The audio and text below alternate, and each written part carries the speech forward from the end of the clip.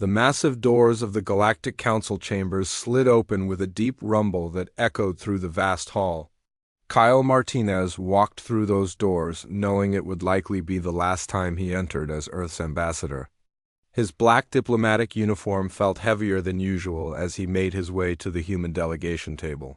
A single chair positioned far from the curved arrangement, where 12 other species sat in judgment, the chamber itself was a marvel of alien architecture with crystalline walls that shifted colors based on the emotional states of the assembled delegates. Today those walls pulsed an ominous red that reminded Kyle of warning lights on a sinking ship. Above them, the domed ceiling displayed a real-time map of the galaxy, with thousands of star systems twinkling like distant promises that humanity might never again be allowed to reach. Ambassador Narration sat in the observation gallery behind. Kyle, her tablet displaying the research data they had spent months preparing. As Earth's leading xenobiologist, she understood better than most what they were about to lose. Her studies had helped integrate 17 different species into galactic civilization, creating peaceful relationships that had lasted for decades. None of that seemed to matter now. Council Prime Zethkar rose from his throne, a towering figure whose 4 arms moved in complex gestures that his species used for emphasis. The Altarian's skin had a metallic sheen that caught the chambers, shifting lights, making him appear even more imposing than his 3-meter height already suggested. His translator device converted his rapid clicks and whistles into words that struck Kyle like physical blows. The emergency session will now commence, Zethkar announced, his artificial voice carrying across the chamber. We gather today to address the threat posed by unchecked human expansion across our galaxy.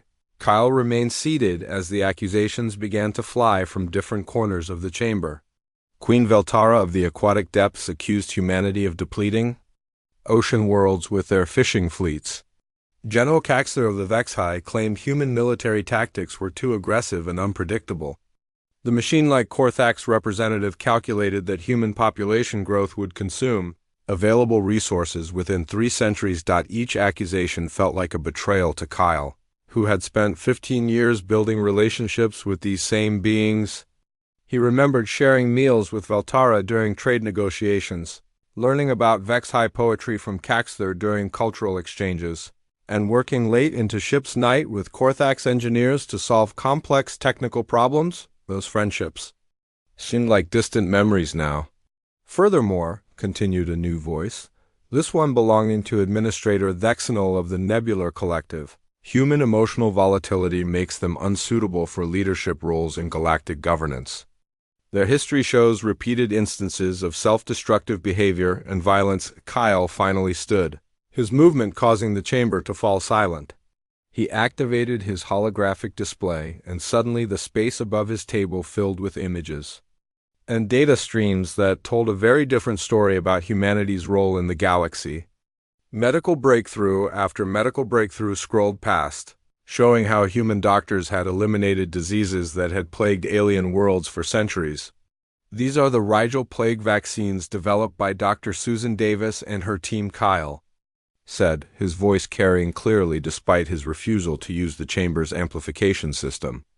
They saved 4 billion aquatic depth citizens last year. The display shifted to show agricultural innovations, with before and after images of barren worlds transformed into garden paradises. Vertical farms stretched toward alien skies, producing crops that could feed entire star systems. Atmospheric processors turned toxic air into breathable atmosphere for dozens of species. These are the terraforming protocols designed by engineer Matt Johnson, Kyle continued. They've made 37 worlds habitable for council species in the past decade. Zethkar's 4 arms moved in dismissive patterns. Impressive achievements, certainly, but they do not address the fundamental issue. Humans breed too rapidly and expand too aggressively. Your species has established colonies in 43 systems in just 50 years, and in those same 50 years, Kyle replied, we've helped the Council integrate 17 new species, prevented 3 wars through diplomatic intervention, and defended Council space from Void Hunter incursions on multiple occasions. The chamber's walls shifted to a deeper red as tensions rose. Kyle could see Larray frantically updating her tablet with new data streams, trying to counter each accusation as it arose. But he was beginning to understand that facts and evidence would not change what was happening here today. Admiral Nilith of the Nebular Collective materialized, her gaseous form into a vaguely humanoid shape, her translated voice carrying an almost mournful tone. Captain Lisa Rodriguez and her fleet saved our home system from the Void Hunters just 2 years ago. We have not forgotten this debt. One good deed does not excuse a pattern of concerning behavior, Zethkar replied quickly. The vote has been scheduled and will proceed as planned. Kyle looked around the chamber at faces both familiar and alien, seeing resignation in some expressions and determination in others.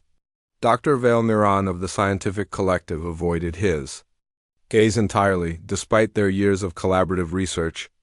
Queen Veltara's bioluminescent patterns had dimmed to barely visible levels, a sign of distress in her species that Kyle recognized from their many meetings. What exactly are you proposing? Kyle asked, though he suspected he already knew the answer. Humanity will be restricted to the Sol system, Zethkar announced formally. All human colonies beyond Earth's home system must be evacuated within 2 standard years. Human citizens living on Council worlds will be relocated to Sol or may choose to renounce their human citizenship and remain under alien authority. The words hit Kyle like physical blows. But he kept his expression neutral through years of diplomatic training. Behind him, he heard Lyra's sharp intake of breath and the soft sound of her tablet falling to the floor. And if we refuse? Kyle asked quietly.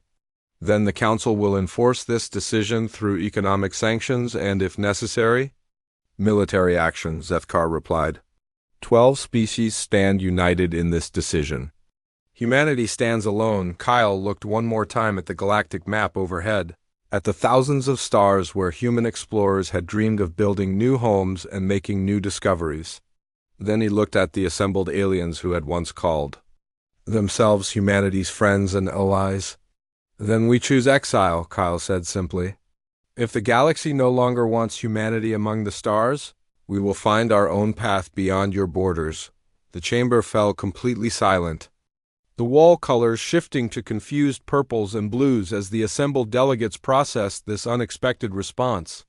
They had prepared for anger, for threats, for legal challenges and diplomatic maneuvering. They had not prepared for quiet dignity and acceptance. Kyle gathered his materials and walked toward the massive doors that were already sliding open. Lyra joined him, her face pale but determined. As they left the chamber for the last time, Kyle heard whispered conversations beginning behind them, but he did not look back. The age of human expansion into the galaxy was ending, but Kyle suspected that something new was about to begin. Captain Lisa Rodriguez stood on the bridge of the massive colony ship New Horizon, watching through the main viewport as hundreds of other vessels formed up around them in the darkness of space. 6 months had passed since Ambassador Kyle Martinez had delivered humanity's final message to the Galactic Council, and now the largest migration in galactic history was beginning to unfold before her eyes. The fleet stretched as far as sensors could detect, 300 ships of every size and design carrying nearly 50 million human souls away from the worlds they had called home for generations. Cargo haulers loaded with personal belongings sailed alongside scientific research vessels packed with decades of accumulated knowledge. Military escorts flanked civilian transports while massive colony ships like New Horizon carried entire communities toward an uncertain future beyond the galactic rim. Dr. Peter Kim worked frantically in his laboratory aboard the research vessel Discovery, his hands moving across holographic interfaces as he downloaded the last of his quantum physics research from the galactic data networks. As humanity's leading physicist, he had spent 20 years developing theories that could revolutionize space travel and energy production. Now all of that work would leave with the Exodus fleet, never to benefit the species that had rejected its creators. Dr. Kim, we're receiving multiple requests from alien research institutions, announced Lieutenant Commander Amy Walsh from the bridge communications station. The Korthak Science Collective is offering substantial compensation for access to your quantum computing matrices. The Nebular Institute wants to purchase your theoretical models on faster than light. Communication. Peter looked up from his data cores, exhaustion evident in his bloodshot eyes after days of continuous work. Tell them the same thing we've told everyone else. Humanity's intellectual property departs with humanity. They wanted us gone, so our knowledge goes with us. Similar scenes were playing out across human space as the Great Evacuation continued. On the agricultural world of New Eden, Dr. Rachel Turner supervised the dismantling of the vertical farms that had fed 3 billion alien citizens across the Outer Rim territories. The massive growing towers that stretched into the clouds were being stripped of their essential components, leaving behind empty shells that would serve no purpose without human knowledge to operate them. "Are you sure about this, Doctor?" asked her assistant engineer Matt Johnson as they watched the last harvesting machines being loaded onto transport ships. "These farms could continue feeding people if we left the basic infrastructure in place." Rachel shook her head firmly. "Without our genetic modifications and nutrient formulations, these crops will fail within 2 growing seasons. The soil composition. Algorithms alone require constant adjustment that only our trained botanists understand. Better to take everything now than leave behind a system that will collapse and cause famine on the medical research station orbiting Rigel Prime."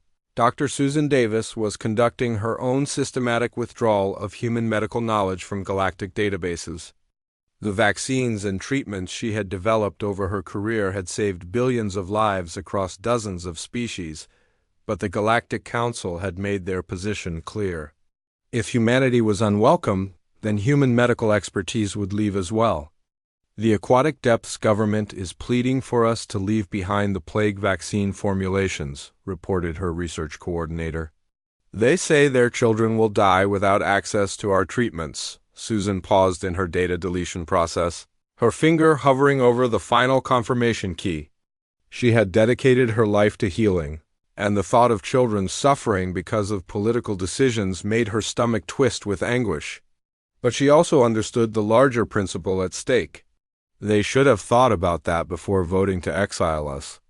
Medical knowledge requires medical practitioners who understand how to apply it safely.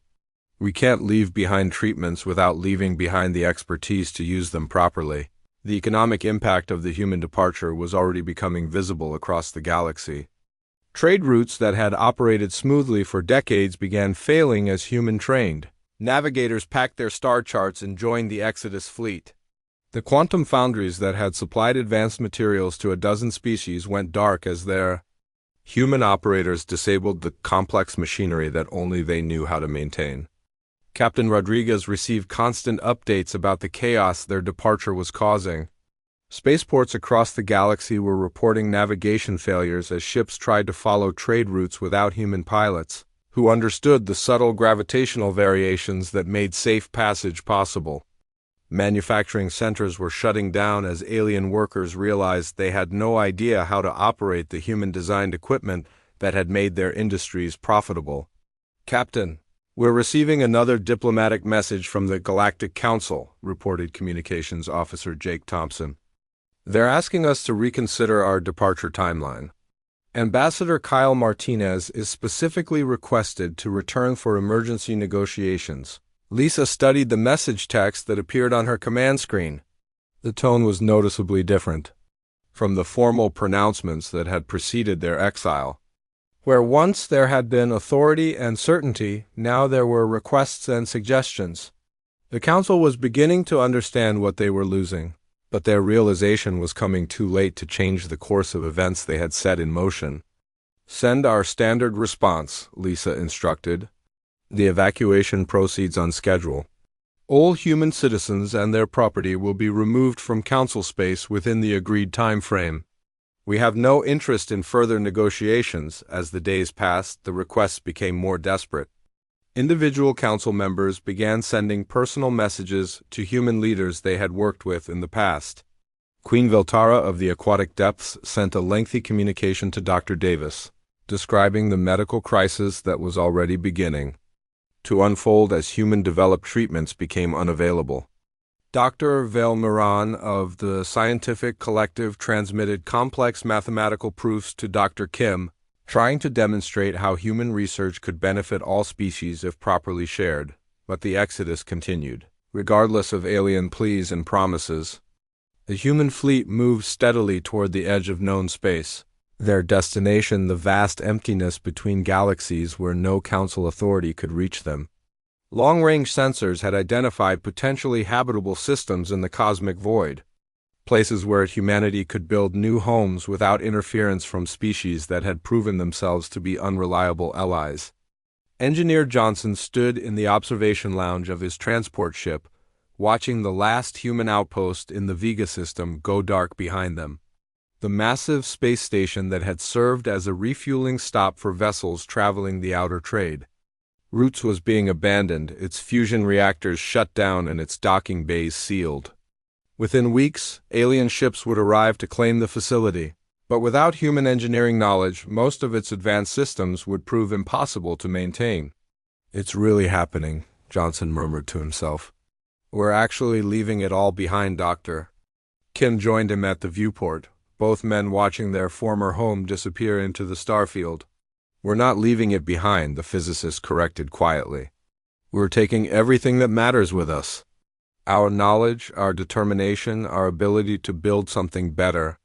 The Council wanted humanity contained, but they're about to learn that containing human potential is impossible when humans are free to pursue their own destiny. The Exodus fleet continued its journey toward the galactic rim, carrying with it not just people and possessions, but the accumulated wisdom and innovation of a species that had refused to accept limitations imposed by others. Behind them, the galaxy was already beginning to feel the absence of human ingenuity and cooperation, though the full scope of their mistake would not become clear for years to come. 2 years had passed since the human Exodus fleet left the Milky Way galaxy behind, and Admiral Sam Parker stood in the command center of the massive flagship Endeavor, watching the cosmic void stretch endlessly before them, the journey through the empty space between galaxies had transformed humanity in ways no one could have predicted when they first departed from Council space. What had begun as a desperate escape had become something far more significant. The fleet had grown during their travels, not in numbers of people but in capability and purpose. Dr. Peter Kim's theoretical breakthroughs had become practical reality. As the harsh environment of intergalactic space forced rapid innovation, ships that had struggled to maintain basic life support in the early months now harvested energy directly from cosmic radiation and quantum fluctuations that filled the void between stars. Captain Michelle Torres commanded the scouting vessel Pioneer as it mapped their route toward the distant spiral of Andromeda Galaxy. Her crew had become experts at navigating through regions of space that no previous explorers had ever charted, using gravitational anomalies and dark matter streams as guideposts toward their new home. But it was her latest discovery that had brought urgent excitement to the entire fleet. "Admiral, you need to see what we found out here," Captain Torres transmitted from Pioneer's bridge as her ship returned from a long-range reconnaissance mission.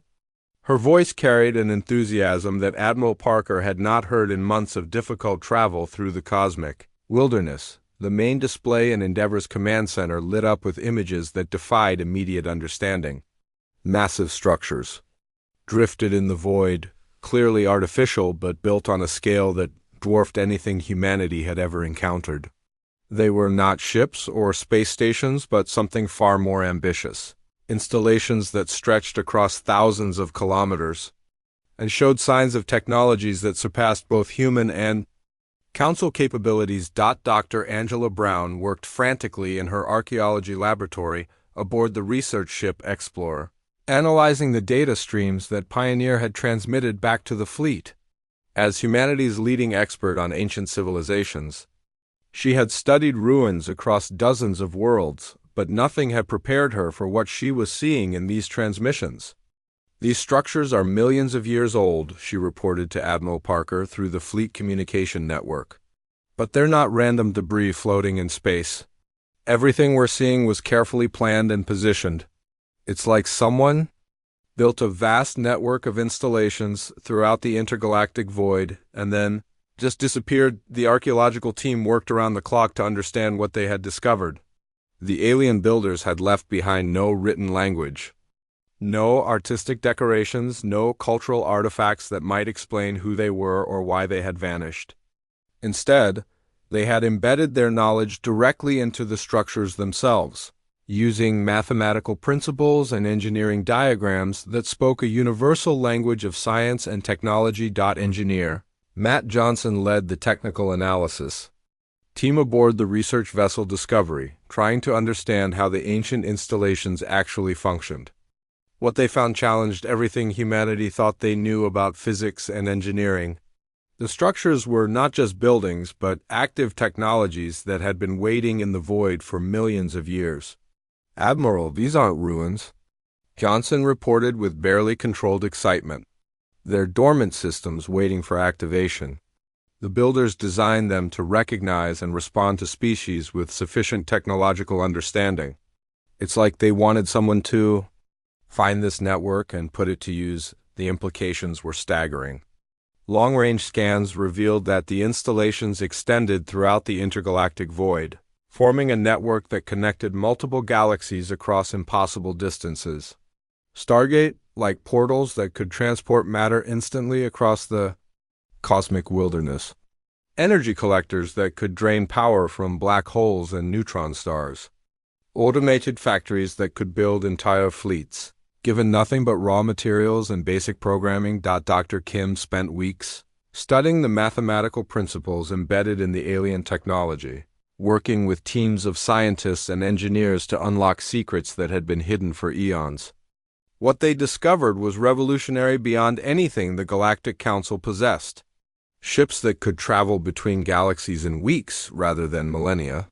Manufacturing systems that could construct space habitats from cosmic dust and dark matter, defensive technologies that could hide entire star systems from detection. "The builders were planning for something," Dr. Kim explained to the senior staff during one of their daily briefings. "This entire network was designed as infrastructure for galactic civilization, but one that operates on a scale we never imagined. Not just one galaxy, but connections between all the galaxies in the local cluster." Meanwhile, faint signals were beginning to reach the human fleet through the quantum communication arrays they had constructed during their journey. The messages were fragmentary and took weeks to decode, but their content was unmistakable. The Galactic Council was in crisis, facing threats they could not handle without the human expertise they had rejected. Communications Officer Jake Thompson worked with his team to clean up the distorted transmissions, piecing together a picture of growing chaos back in the Milky Way. The Void Hunters had returned in greater numbers than ever before, and without human military strategies and adaptive tactics, Council forces were suffering devastating defeats across multiple sectors. "The transmission quality is poor, but the basic message is clear," Thompson reported to Admiral Parker. "They're requesting immediate assistance. Military aid, technical support, even basic humanitarian supplies." The economic collapse following our departure was apparently worse than anyone predicted. The irony was not lost on anyone in the human fleet. The same species that had declared humanity too dangerous and unpredictable were now begging for help from the very people they had exiled. The Council had feared human potential for destruction, but it was human capacity for innovation and cooperation that they truly needed. Dr. Angela Brown made another breakthrough in her analysis of the ancient network, discovering control interfaces that seemed specifically designed for species with human-level intelligence and problem-solving ability. The builders had not just created advanced technology, they had created technology that would work best for beings who thought and approached problems the way humans did. "It's almost like they were waiting for us specifically," she explained to the assembled fleet commanders. "The control systems require creative thinking, adaptive problem-solving, and the ability to synthesize solutions from multiple sources. These are exactly the traits that made the Council nervous about humanity." Admiral Parker stood before the viewing wall in his ready room, looking out at the ancient installations that humanity was beginning to activate and understand. "His people," had been cast out from one galaxy as dangerous and unpredictable, but they had found the tools to build something far greater among the stars of the cosmic void. The network left by the mysterious builders offered possibilities that went beyond simple survival or even revenge. As more installations came online under human control, the true scope of their discovery became clear. They had not just found abandoned technology, they had found the foundation for an empire that could span multiple galaxies. The question now was what humanity would choose to do with such incredible power, and whether they would use it to help the civilization that had rejected them. 3 years after humanity's departure, Prime Counselor Zethkar stood before the emergency assembly displays in the Galactic Council chambers, watching red warning indicators spread across half the galaxy like a plague. The massive hall that had once buzzed with confident discussions of galactic policy now echoed with panicked voices and desperate arguments. The crystalline walls pulsed deep crimson, reflecting the fear and desperation of the assembled representatives. The latest reports were worse than anyone had dared imagine. General Caxter of the Vexi military caste stood at his station, his insectoid features rigid with barely controlled terror as he delivered the daily briefing. His species had once boasted the finest military minds in the galaxy, but even their tactical expertise seemed useless against the evolved threat they now faced. The Rigel sector has fallen completely, General Caxter announced, his translated voice carrying across the chamber. 17 worlds stripped of all organic matter within a single week. The Void Hunters have adapted their technology beyond our ability to counter. Every weapon system we deploy against them becomes useless within days as they modify their defenses. Admiral Nihilith of the Nebular Collective materialized her gaseous form into a shape that resembled a collapsed figure, her translated voice carrying notes of despair that her species rarely displayed in public. The orbital defense platforms that humans designed for our home system have been offline for 8 months. We lack the technical knowledge to repair even basic maintenance. Failures. Without those defenses, our core worlds are completely vulnerable. The economic reports were equally devastating, Dr. Velmiran, the Council's head of scientific research, projected holographic charts that showed the collapse of galactic civilization. In stark numerical terms, trade between systems had dropped by 70% as navigation became unreliable without human pilots. Manufacturing output had plummeted as alien workers discovered they could not operate the sophisticated machinery that humans had designed and maintained. Agricultural production is down 40% across all Council worlds, Dr. Velmiran reported with clinical precision that barely masked his own growing panic. The vertical farms that fed billions continue to fail as we lack understanding of the genetic modifications and nutrient systems that made them functional. Medical treatment success rates have fallen by 60% without access to human-developed therapies and diagnostic techniques. Queen Veltara of the aquatic depths rose from her suspension tank, her bioluminescent patterns flickering in distress, signals that every species in the chamber could recognize. Her people had been among the first to benefit from human medical advances, and now they were watching their children die from diseases that had been easily treatable just months earlier. We still possess their databases and technical manuals, insisted Counselor Thexanol of the Nebular Collective, though his voice lacked the confidence such statements had carried in the past. Surely we can learn to apply their methods without their direct involvement. Dr. Velmiran's response was swift and bitter. Data without understanding is completely worthless to us. Human innovation was never just about recording facts and procedures.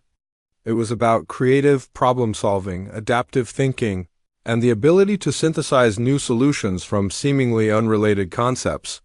We stored their conclusions but completely ignored their methodology. The chamber fell silent as the implications of that statement sank in. For decades, the Council species had benefited from human ingenuity while dismissing the thought processes that made such innovations possible. They had treated human creativity as a dangerous unpredictability rather than recognizing it as the source of the very advances that had improved their lives. Emergency. Alarms suddenly began blaring throughout the chamber, their harsh tones cutting through the tense silence like weapons.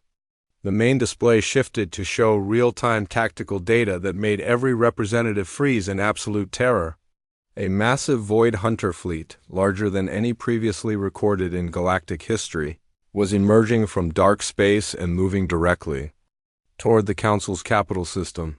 Fleet strength analysis indicates over 10,000 vessels, reported the military coordinator, his voice barely steady enough to deliver the devastating news. Long-range scans show weapon signatures we have never encountered before. Estimated time to capital system perimeter is 14 standard hours. The panic that erupted in the chamber was unlike anything in the Council's 1,000-year history. Representatives began shouting over each other in dozens of different languages. As translators struggled to keep pace with the chaos, some demanded immediate evacuation while others called for desperate military stands that everyone knew would be futile. Zethkar raised all four of his arms for silence, using the ancient gesture of ultimate authority that had not been employed in the council chambers for centuries.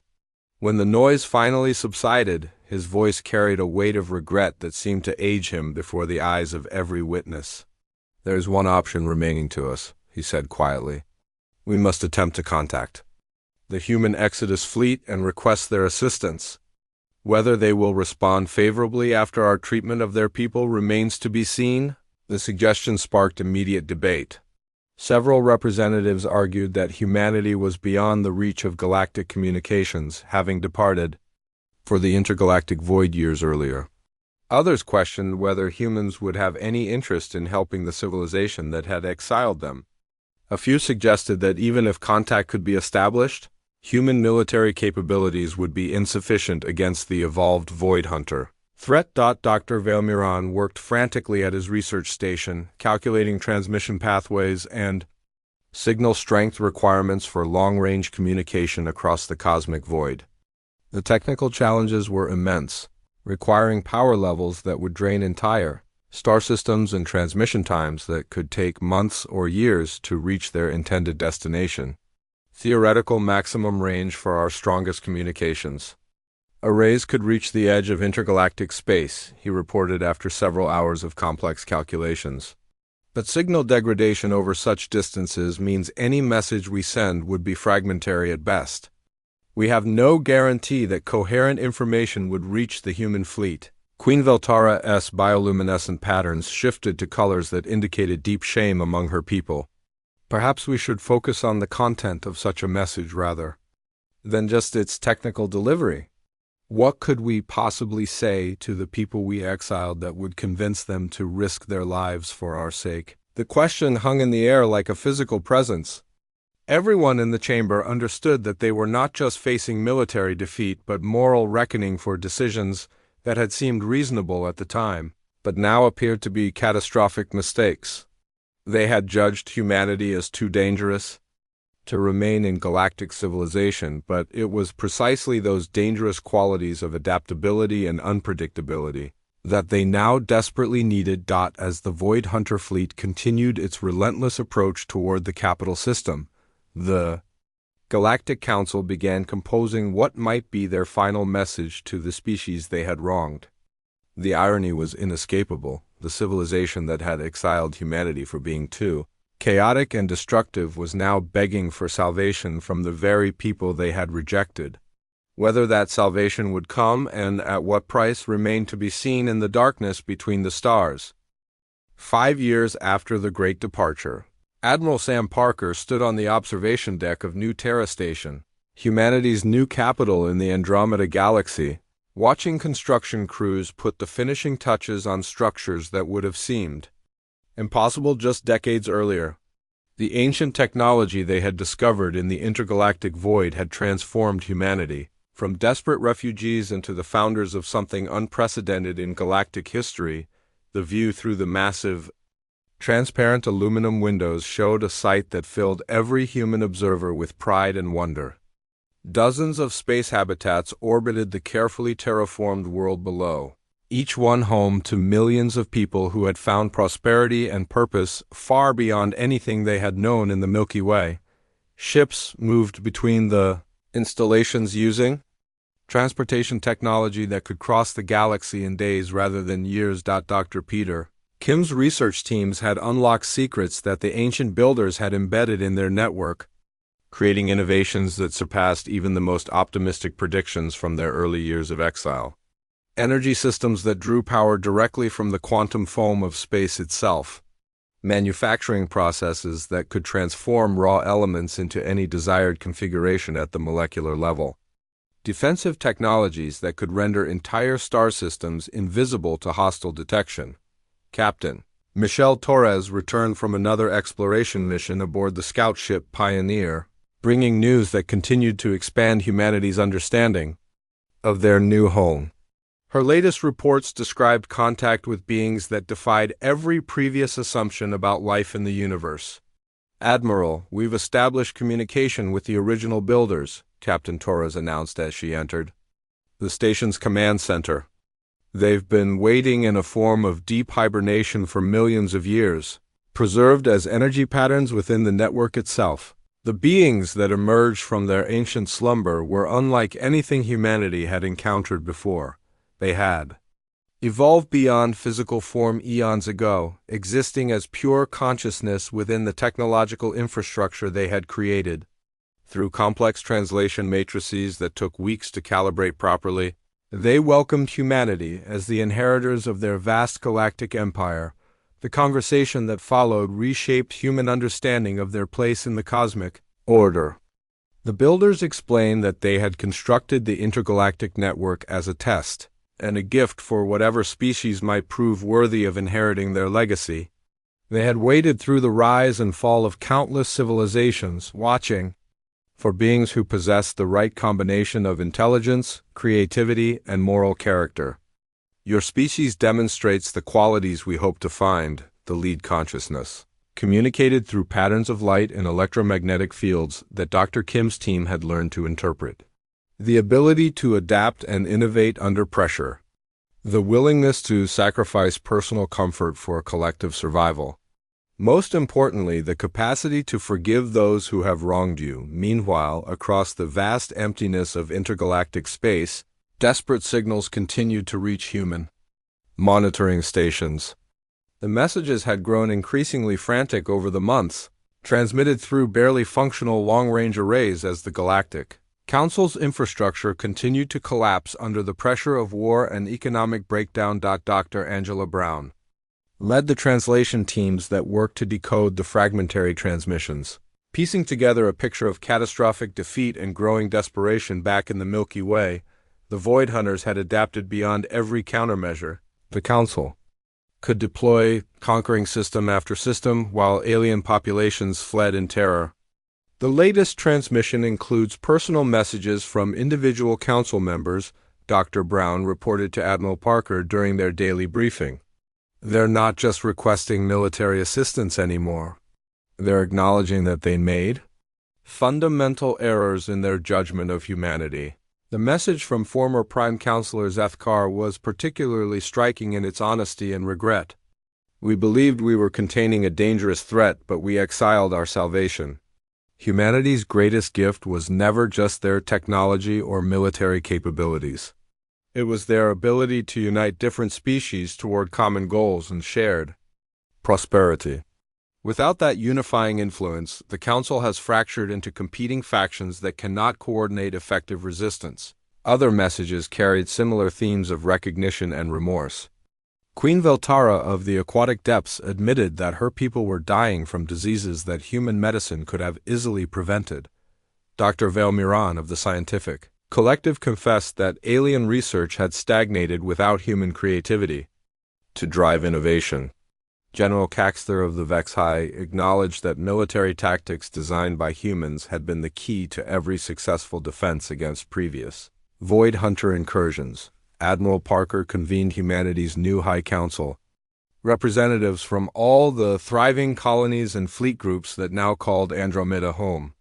The debate that followed lasted for days as human leaders grappled with questions that went to the heart of their species. Character and values. Captain Lisa Rodriguez argued for a limited response that would provide basic humanitarian aid while maintaining their independence in Andromeda. We have built something magnificent here, something that represents the best of human potential. We cannot risk that achievement for people who rejected us when we needed their support. Engineer Matt Johnson favored complete isolation, pointing out that the Council had made their choice when they voted for human exile. They wanted us gone? When times were good and they felt secure. Now that they face extinction, they suddenly remember our value. That kind of opportunistic friendship is not worth the lives of our people. Dr. Susan Davis spoke for those who felt humanity had a moral obligation to help, regardless of past wrongs. We are healers and builders by nature. If we turn our backs on suffering simply because we were wronged, we become something less than what we should be. Our children will judge us by how we respond to this crisis. The final decision, when it came, was quintessentially human in its complexity and compassion. They would send aid, but not as supplicants seeking readmission to a civilization that had rejected them. Instead, they would respond as equals offering assistance to neighbors in distress, with the understanding that humanity's future lay among the stars of Andromeda rather than in the politics of their former home. The message they transmitted back across the cosmic void was brief but carried the weight of centuries of human wisdom. The United Human Systems acknowledges your request for assistance. We will provide humanitarian aid to refugee populations and defensive technologies to protect inhabited worlds from the Void Hunter threat. We do not seek to rejoin the Galactic Council or return to our former status within your civilization. Our future lies among the stars of Andromeda, but we have not forgotten that all conscious beings share common origins in the cosmic story. The relief ships that departed for the Milky Way carried technologies that could turn the tide of the war, but they also carried something more important. They demonstrated that humanity's greatest strength had never been their weapons or their innovations, but their capacity for forgiveness and their commitment to protecting life wherever it might be threatened. As Admiral Parker watched the rescue fleet disappear into the darkness between galaxies, he reflected on the journey that had brought them to this moment. The Galactic Council had feared humanity's potential for destruction, but it was their capacity for creation and protection that would be their true legacy. The galaxy that had cast them out would be saved by the very qualities that had made them seem dangerous, but for humanity there would be no return to the old order. They had found something better among the distant stars, and regret, no matter how sincere, could not turn back the clock on that remarkable discovery.